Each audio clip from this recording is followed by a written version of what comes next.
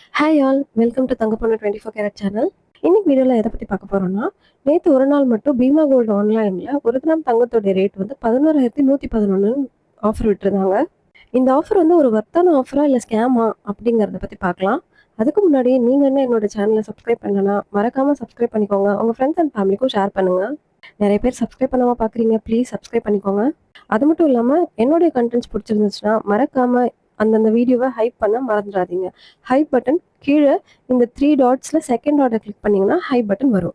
இப்போ வாங்க வீடியோக்குள்ளே போகலாம். நேற்றுக்கு, அதாவது ஆகஸ்ட் 18ஆம் தேதி ஒரு நாளைக்கு மட்டும் பீமா ஆன்லைனில் செக் பண்ணுறப்போ 1 கிராம் 22 கேரட்டோட ரேட் 11,111 இருந்தது. 18 கேரட்டோட ரேட் 8,999 இருந்தது.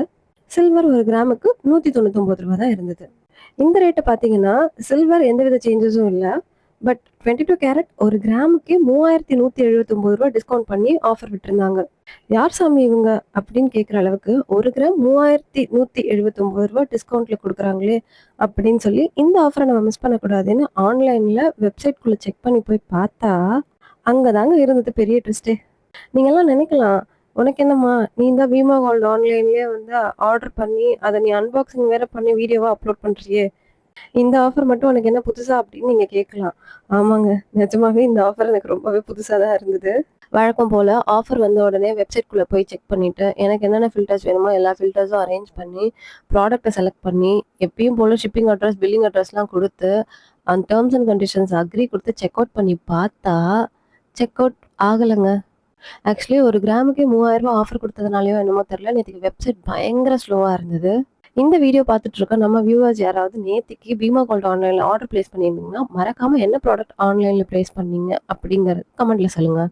நிஜமாவே ஷாக்கிங்காக இருந்த ஒரே விஷயம் என்னன்னா, நம்ம எப்பயும் போலவே வந்து ஆன்லைனில் செலக்ட் பண்ணுவோம், அதை செக் அவுட் பண்ணுவோம், அப்புறம் பேமெண்ட் பேஜ் போகும், பேமெண்ட்லேயும் பே பண்ணிட்டோம். இது கிரெடிட் கார்டு ஆர் கூகுள் பேயில் பே பண்ணிட்டு ஆர்டர் பிளேஸ் ஆகிடும்னு நினச்சிட்டு இருந்தேன்.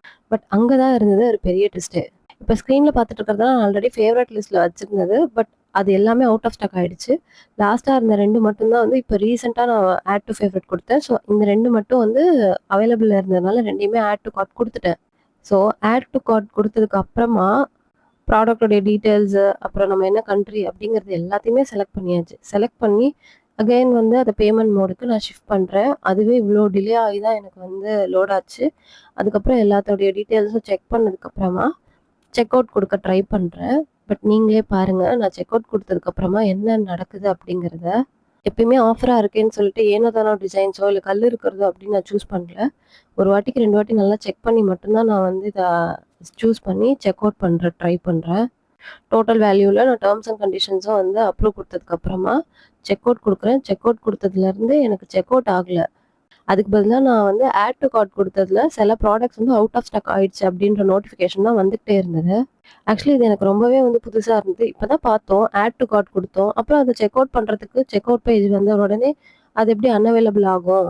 சரி, ஓகே, ஆன்லைனில் நம்ம வந்து ஆர்டர் பிளேஸ் பண்ணுறப்போ இப்படி தான் ஆகும். ஆல் ஓவர் த இந்தியா வந்து நிறைய பேர் ஆர்டர் பிளேஸ் பண்ணுவாங்க. ஸோ அதில் இது மிஸ் ஆகிட்டு இருக்கலாம் அப்படின்னு சொல்லிட்டு நான் என்னை கன்வின்ஸ் பண்ணிவிட்டு நெக்ஸ்ட்டு வேறு ஏதாவது ப்ராடக்ட் பார்க்கலான்னு சொல்லிட்டு சர்ச் பண்ண போனால் மறுபடியும் அந்த சர்ச் பண்ண போனப்போ எந்த ப்ராடக்ட் அன்அவைலபிள் அப்படின்னு சொன்னாங்களோ அதே ப்ராடக்ட் அங்கே லிஸ்ட் ஆயிருந்தது.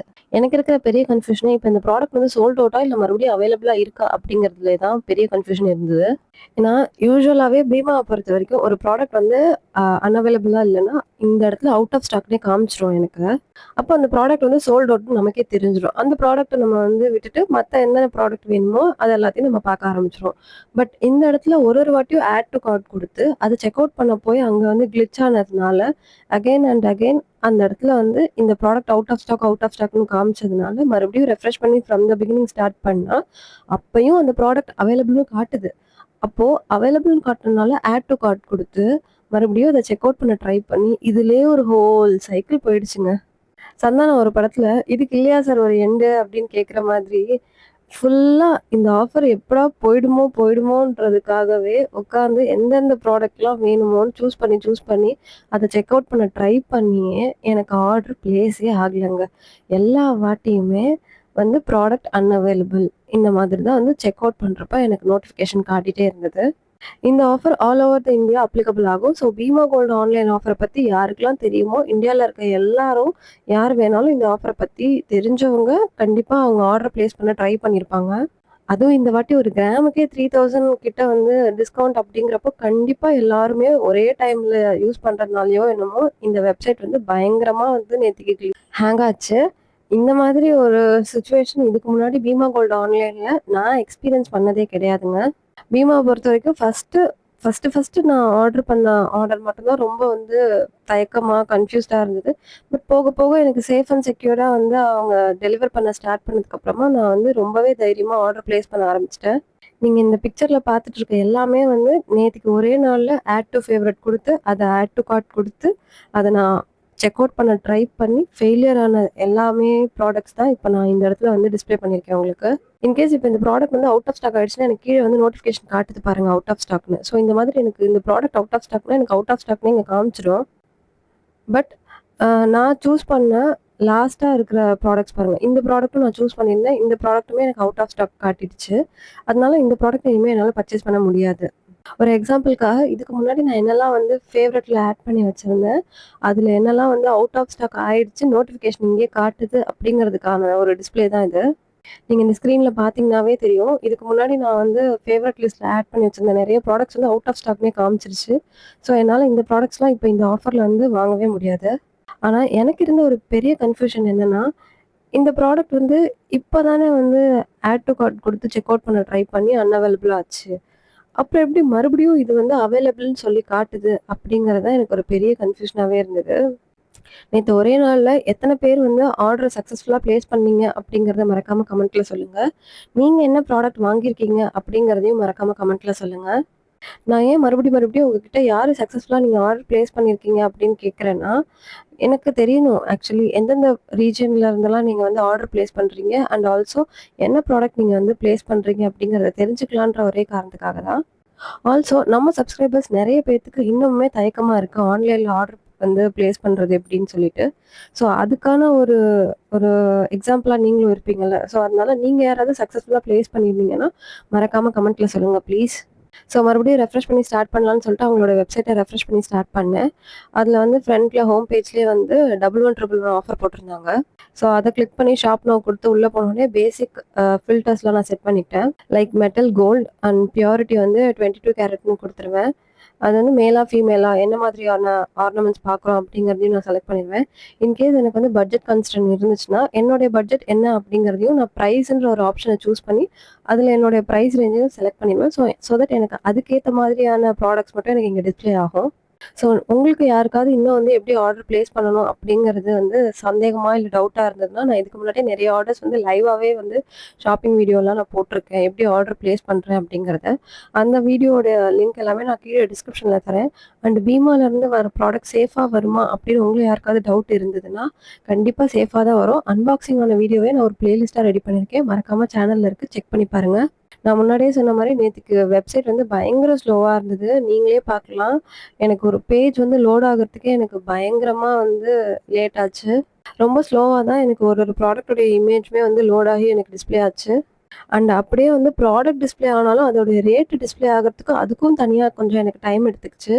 பட் என்ன ஆனாலும் இன்னைக்கு இந்த ஆஃபர எதுவும் விடக்கூடாது. கண்டிப்பா யூஸ்ஃபுல்லா ஏதாவது நம்ம வாங்கியே ஆகணும் அப்படின்னு நான் ஒரு முடிவுல இருந்தேன்.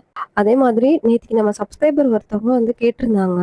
பீமால எப்படி வந்து நம்ம ப்ராடக்ட்ஸ ரிட்டர்ன் பண்ணணும் அப்படின்னு சொல்லிட்டு. நான் ஆக்சுவலி இப்ப வரைக்குமே வந்து பீமால வாங்குன ப்ராடக்ட்ஸ் எதுவுமே ரிட்டர்ன் பண்ணதில்ல. ஸோ அதனால எனக்கு ரிட்டர்ன் பண்றதுக்கான அ ப்ரொசீஜர் வந்து சத்தியமா தெரியாது. பட் நான் என்ன சொல்றேன்னா, அவங்களுடைய ரிட்டர்ன் பாலிசிய நீங்க 1 வாட்டிக்கு 2 வாட்டி நல்லா படிச்சு பார்த்துட்டு, உங்களுக்கு எல்லாம் ஓகேவா இருந்தா மட்டும் நீங்க ப்ரொசீட் பண்ணுங்க. ஏன்னா மேக்ஸிமம் வந்து இது ஜுவல்லரி அப்படிங்கிறதுனால, நம்ம வாங்குறப்போ நோ மேக்கிங், நோ வேஸ்டேஜ் ஆஃபர்ல தான் வாங்கியிருப்போம். இப்ப நீங்க வந்து ரிட்டர்ன் பண்ண முடியாது. அவங்க என்ன மென்ஷன் பண்ணாங்கன்னா, நான் வந்து மெயில் பண்ணியிருந்தேன். ஸோ எனக்கு என்ன ரிப்ளை வந்ததுன்னா, உங்களால வந்து ரிட்டர்ன் பண்ண முடியாது. நீங்க எக்ஸ்சேஞ்ச் வேணா பண்ணிக்கலாம். இந்த ப்ராடக்ட்க்கு பதிலா வேற ஏதாவது ப்ராடக்ட் மட்டும் நீங்க வாங்கிக்கலாம் அப்படின்ற மாதிரி எக்ஸ்சேஞ்ச் பண்ணிக்கலான்னு மட்டும் தான் அவங்களுக்கு வந்து ஆப்ஷன் இருந்துச்சுன்னு சொன்னாங்க. அப்ப நான் சொன்னேன், "இப்ப நீங்க எக்ஸ்சேஞ்ச் பண்ணீங்கன்னா, உங்களுக்கு தானே அது லாஸ் ஆகும். நீங்க வாங்குறப்போ வந்து ஆஃபர்ல வாங்கியிருப்பீங்க. வேஸ்டேஜ் வந்து செய்கூலி சேதாரம் இல்லாம. இப்ப அதே நீங்க எக்ஸ்சேஞ்ச் பண்ணீங்கன்னா, இன்னைக்கு என்ன கோல்ட் ரேட் இருக்குமோ, அது அப்ளிகபிள் ஆகும். பிளஸ் அதோடைய வேஸ்டேஜ் அண்ட் மேக்கிங் இருந்தா அதுவுமே அப்ளிகபிள் ஆகும் தானே. ஸோ அதனால நீங்கள் ஆர்டர் ப்ளேஸ் பண்ணுறதுக்கு முன்னாடி தயவு செஞ்சு ஒரு வாட்டிக்கு 2 வாட்டி உங்களுக்கு ஓகேவா இருந்தால் மட்டும் நீங்கள் ஆர்டர் ப்ளேஸ் பண்ணுங்கள். ஆல்சோ எனக்கு இது வரைக்கும் எந்த விதமான டேமேஜ் ப்ராடக்ட்ஸ் வந்ததே இல்லை. பீமால அவ்வளோ சேஃப் அண்ட் செக்யூராக வந்து அவங்க பேக் பண்ணி தான் டெலிவர் பண்ணுவாங்க. சரி ஹோல் டே இதுலயே வந்து உட்காந்தாச்சு. எந்த விதமான சேஞ்சஸும் தெரியலன்றதுனால, சரி காயின் பார் இது மாதிரி ஏதாவது நம்ம வந்து ஆர்டர் பிளேஸ் பண்ணி பார்ப்போம். அதுவாவது அட்லீஸ்ட் வந்து ஆட் டூ கார்ட் குடுத்தோனே பேமெண்ட் போகுதா இல்லையான்னு செக் பண்ணேன். ஸோ அப்ப நான் வந்து பேமெண்ட் போகுறப்போ வந்து 2 ப்ராடக்ட் இருந்தது. 2 ப்ராடக்ட்ல ஒரு ப்ராடக்ட் வந்து அவுட் ஆஃப் ஸ்டாக்ன்னு சொன்னதுனால அந்த ப்ராடக்ட்ட நான் எடுத்துட்டேன். ஸோ இப்போ ஒரே ஒரு காயின் பார் மட்டும் தான் இருக்கு. அத நான் வந்து பேமெண்ட்க்கு ப்ரொசீட் பண்றப்போ, அந்த ஒரு காயின் பாரோடைய அது மட்டும் எனக்கு பேமெண்ட்க்கு ப்ரொசீட் ஆச்சு. எனக்கு நிஜமாவே ரொம்ப ஷாக்கிங்கா இருந்தது. பரவாயில்லையே! காயின் பார் வந்து இன்னைக்கு ரேட்ல இருக்கிறதுனால, அது வந்து பேமெண்ட்க்கு ப்ரொசீட் ஆச்சா என்னன்னு எனக்கு தெரியல. சரி ஓகே. அதான் காயின் பார் இப்ப வந்து பேமெண்ட்க்கு ப்ரொசீட் ஆகுதே! ஸோ அப்ப வந்து வெப்சைட் வந்து சரியாயிடுச்சு போல. இப்ப நம்ம ஏதாவது ஆர்டர் பிளேஸ் பண்ணி ட்ரை பண்ணலாம் அப்படின்னு சொல்லிட்டு, மறுபடியும் நான் எந்த ப்ராடக்ட் வந்து இந்த இந்த ஜிமிக்கி தான் நான் செலக்ட் பண்ணியிருந்தேன். ஸோ மறுபடியும் இந்த ஜிமிக்கியவே நான் ஆட் டூ கார்ட் குடுத்து, அந்த கோல்ட் பாரோடவே நம்ம ஆர்டர் பிளேஸ் பண்ண ட்ரை பண்ணலான்னு சொல்லிட்டு, மறுபடியும் நான் செக் அவுட் குடுத்தப்போ, மறுபடியும் அந்த ப்ராடக்ட் அன்அவைலபிள்னு வந்துருச்சு. ஆம் ஐ ஜோக் டு யூ ப்ரோ? காலையிலேருந்து மறுபடியும் நம்ம வந்து ஆர்டர் பிளேஸ் பண்ண ட்ரை பண்ணி, அந்த ப்ராடக்ட் வந்து அவுட் ஆஃப் ஸ்டாக்ன்னு வரதே வந்து ஒரு ரொட்டீனா இருந்துச்சு இந்த வெப்சைட்ல. பிகாஸ் ஆஃபர்ல இருந்த ப்ராடக்ட்ஸ் எதுவுமே ஆர்டர் பிளேஸ் ஆகல எனக்கு. ஆஃபர் இல்லாம கோல்ட் காயின்ஸ் அண்ட் பார்ஸ்லாம் வந்து அன்னைக்கு ரேட்டுக்கு பிளஸ் மேக்கிங் சார்ஜஸோ, டை சார்ஜஸோ ஏதோ அப்ளிகபிள் ஆகி தான் எனக்கு 17,352 வந்துச்சு. அது மட்டும் எனக்கு பேமெண்ட்க்கு ப்ரொசீட் ஆகுது. ஸோ அப்ப கண்டிப்பா வெப்சைட்ல எதுவுமே ப்ராப்ளம் இல்ல. அத அந்த அளவுக்கு அவங்க செட் பண்ணி வச்சிருக்காங்க. ஆஃபர குடுக்குற மாரி குடுத்து, ஆக்சுவலி அதுல வேஸ்டேஜ் அண்ட் மேக்கிங் எல்லாம் சேர்த்தாவே, நமக்கு வந்து இன்னைக்கான கோல்ட் ரேட்க்கு ஈக்குவலன்ட்டா தான் வருது. மிஞ்சி மிஞ்சி போனா அந்த 3% வேஸ்டேஜ் மட்டும் இல்லாம நம்ம இந்த நகை எடுக்கிற மாரி இருக்கும். நான் கூட 3000 ஆஃபர்ல இருக்கே அப்படின்னு சொல்லிட்டு நான் உள்ள செக் பண்ணி பார்த்தப்ப தான் எனக்கே தெரிஞ்சது. அவங்க வந்து 11,111 ஆஃபர் 1 கிராமுக்கு போட்டிருக்காங்க. பட் அதுக்கான வேஸ்டேஜ்ல அவங்க என்ன ஆஃபர்ல கம்மி பண்ணாங்களோ, அத ஈக்குவேட் பண்ணி இதுல பேலன்ஸ் பண்ணிட்டாங்க. ஸோ என்ன பொறுத்தவரைக்கும் இந்த ஆஃபர்ல யாராவது ஆர்டர் பிளேஸ் பண்ணியிருந்தீங்கன்னா, நீங்க வந்து வித்தவுட் ஜிஎஸ்டில நகை எடுத்ததா நெனச்சுக்கலாம்.